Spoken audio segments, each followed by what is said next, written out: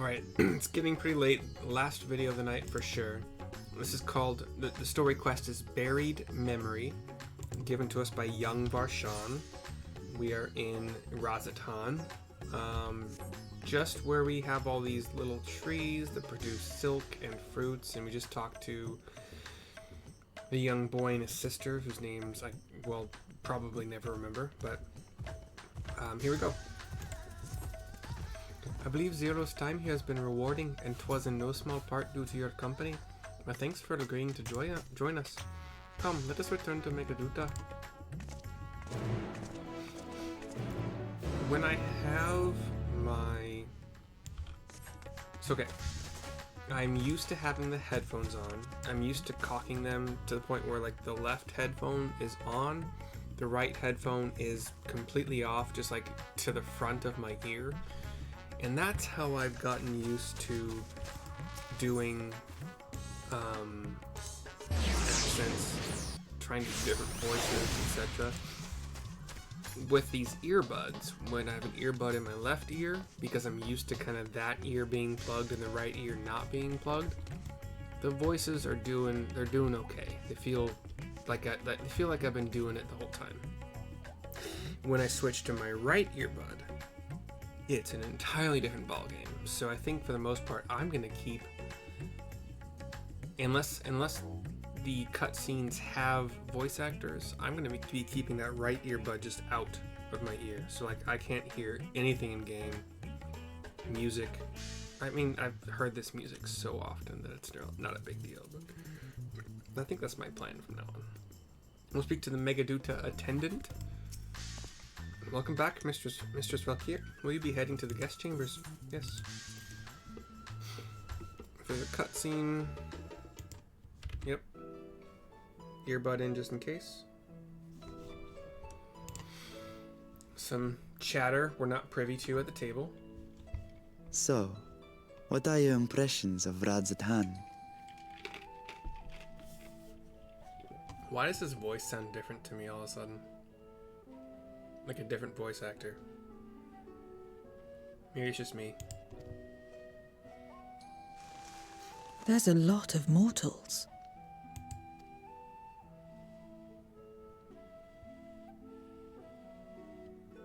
Considering your origin, I can see why that might be your first observation. Though they would call each other people, I think. Okay, now his voice sounds normal to me. I don't know. If you wish to know about our fair city, I should be glad to place a guide at your disposal. No need. I'll show myself around. There's only so much about my home I can share with you in return, after all. While I remember some few tales of the past, I cannot speak to their authenticity. But if that is enough, then I will tell you of the events that saw darkness engulf our world. The Contra Memoria.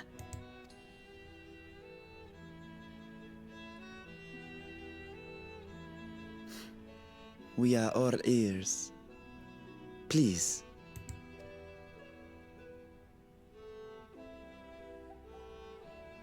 Long ago, light filled the world and all was at peace. But then the servants of darkness came, and they bequeathed a black art unto men. Channeling the power of hope and prayer, one could call forth fearsome beings known as Eidolons. That's what they were called in Final Fantasy X. The summons that you could do were Eidolons. The Ascians. And these Eidolons are surely primals. Oh, the Ascians are the ones that taught them. Oh, wow, okay.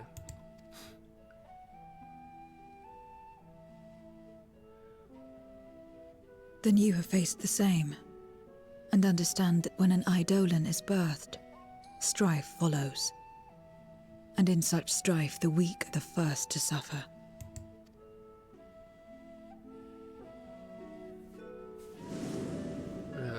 It flashes white. When it seemed the world would be plunged into chaos, heroes appeared. They who were blessed with a singular power, we see a being, humanoid. It seems to have horns kind of growing out like the top of its head, like where the ears are, but like growing up. But otherwise wearing white cloth or leather gear, sandals, kind of some, yeah, whatever, I'm bad at describing things. The power to bind the ether of Eidolons within crystals known as Memoria. That's kind of what I did in the first story in a Realm Reborn. We would defeat Ifrit, and then we would have that fire crystal restored to hide that like between world plane where Hydaelyn would talk to us, and we'd have that octagon of crystals. My mother was one such Memoriate. But in fighting to save many, she herself was touched by darkness. As was I. Darkness. And so you were born part Voidsent, before the world was overcome. How exactly did that calamity come to pass? Did the Memoriates not triumph?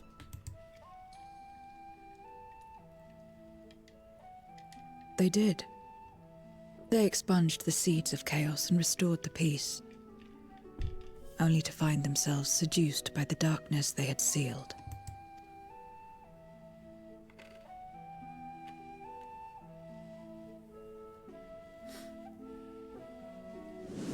Screen flashes white again. They spread the taint, transforming men into monsters, what you call Voidsent, and raised armies to wage new wars.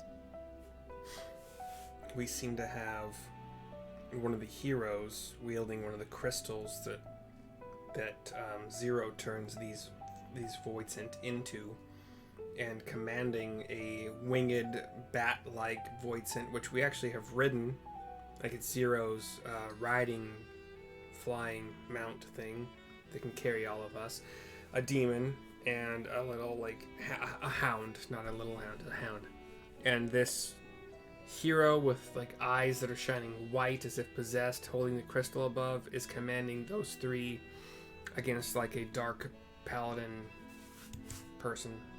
Not the first to be corrupted by power, nor the last. Some defied temptation and held fast to the light. My mother and I among them. For years and years we fought, but it was not enough. And when our strength was spent, our bulwarks broken, so too was the world.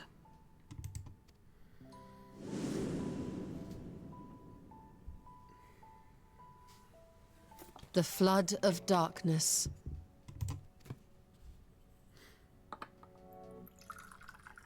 The stars faded from the heavens as a pall black as pitch enveloped creation. Darkness raged unchecked, rending the very walls of reality. I was cast into the rift, and there trapped for what felt like an eternity.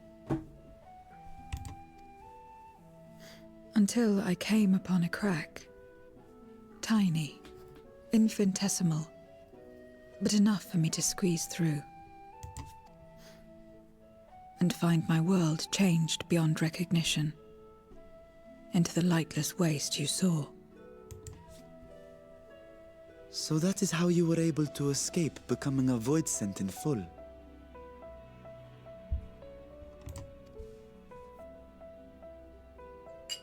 I suppose I should consider myself fortunate.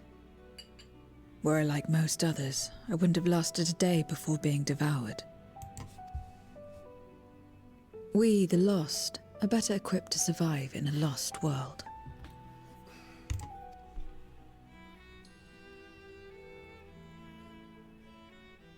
We're all thinking about this.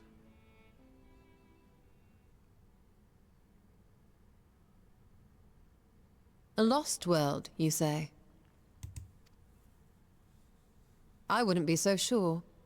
The 13th is still there, is it not? What are you getting at? Zero leans forward at this, on the elbows on the table. To explain requires that we initiate you into the truth of the source and its reflections. We warned that this will take a while. Take a while. Okay. Sorry, just thinking about timing and stuff. Y'shtola goes on to explain. Zero's listening, absorbing. I'm, I guess, watching mostly Zero's expressions, and occasionally we see shock with her lips open a little bit.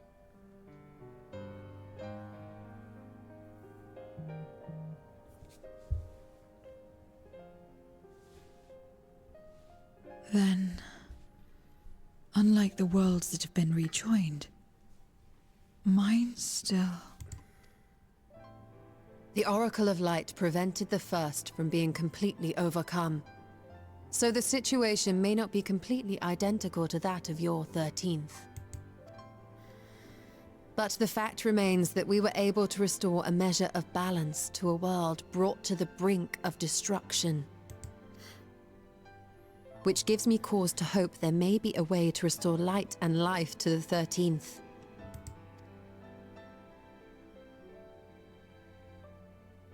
Of course, these are only possibilities. I offer no guarantees. But having experienced what we have, I dare say we are more qualified than most to speak on the matter.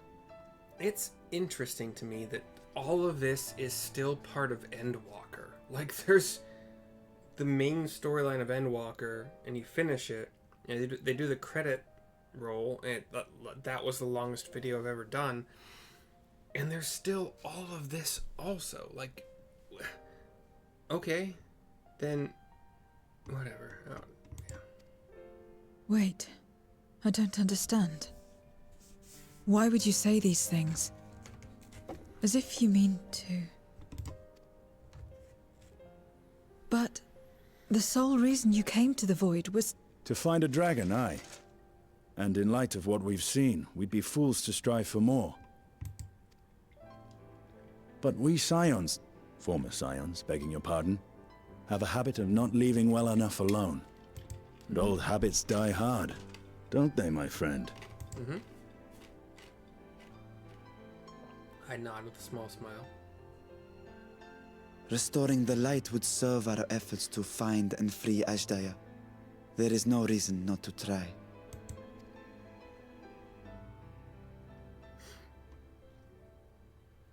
Do as you will. I have no desire to save that world. Be that as it may, we will have need of your power when next we face Voidsent. So, drink up this ether. You know how it works. If you want my help, you must pay my price. Gosh. And now that you've drawn Golbez's attention, it's going to cost you more. A lot more. She looks at an apple, picks it up. I will consider this a deposit.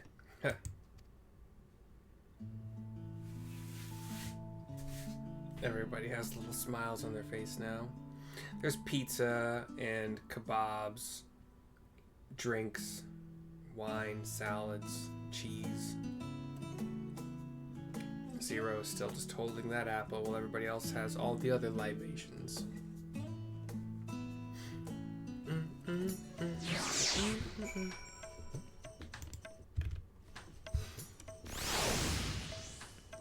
Alright, we'll speak to Varshan to turn this quest in. Another cutscene. Unexpected. Though our time in the Void was short, we managed to ascertain that my sister yet lives, and it cannot be overstated how fortunate we are to have met Zero. But the greater blessing is nevertheless you, my friend, for your encouragement to embark upon my search anew, and your help in overcoming the challenges thus far. I nod to him. A guard walks near us and sees like this little ooze thing, this little slimy guy, is shocked by it and then runs after it. That was weird. Golbez and his minions will seek to stymie our efforts. Of this we can be sure. But with you all at my side, I have confidence that we will succeed, that we will find and liberate my sister, and that we shall return home together. I nod again. This quest is complete. We get our choice of food. It's mainly... it's not mainly tenacity. It's tenacity as an afterthought. That's interesting. I haven't seen a whole lot of food like that with tenacity as like the last stat.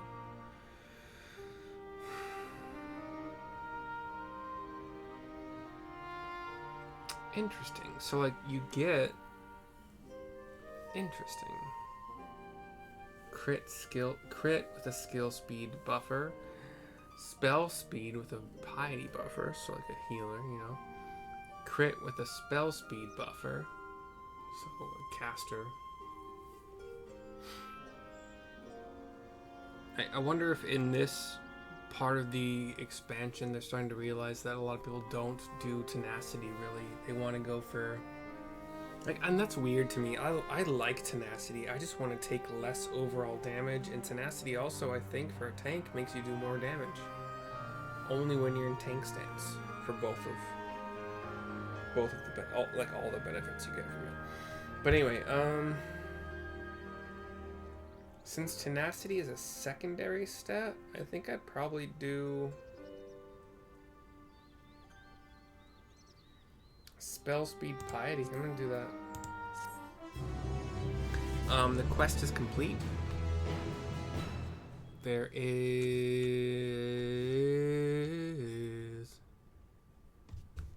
a bonus cutscene. Meanwhile, elsewhere,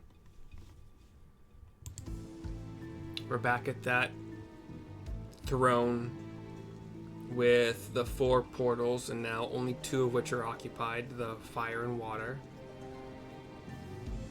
Golbez sits at his throne. Golbez, right? First Scarmiglione, and now Barbaricia. Useless, the both of them. 'Twas no lie. They conspire with a memorial. It says fire. And their search for the dragon will lead them here. The war looms nigh.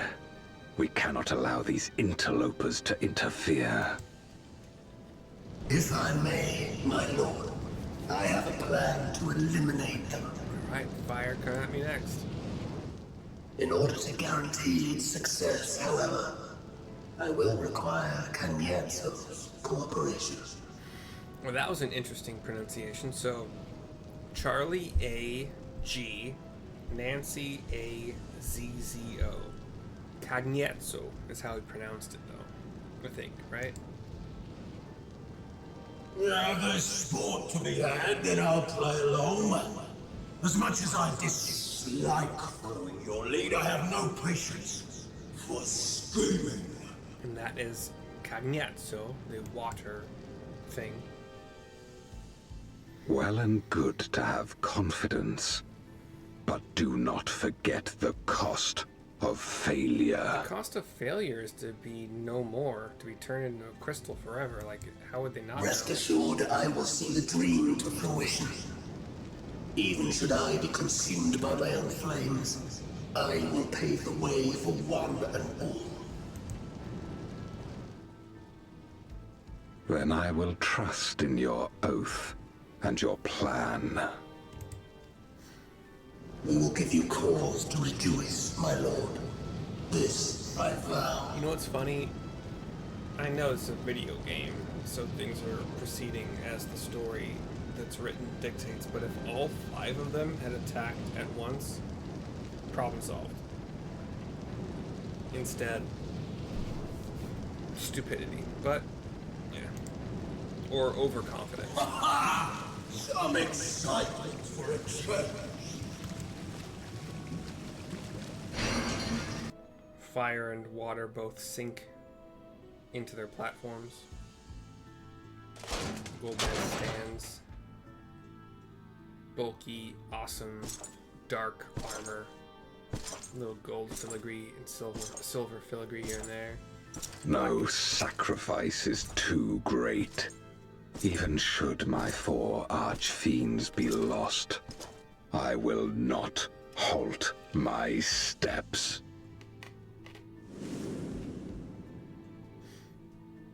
The prison of passivity is an obstacle to my cause, and so you must fall.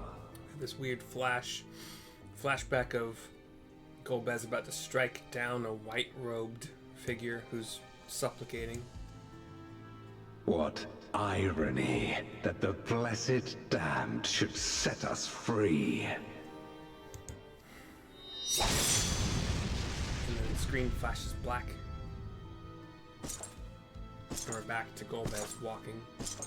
As I swore so long ago. As I swore so long ago. Sorry if I talked over that.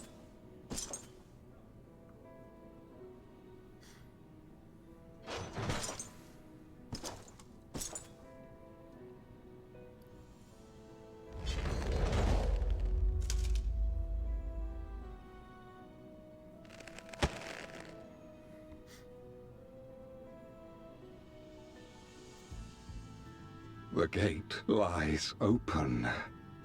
At long last, my ambition shall be fulfilled! To make it to the source?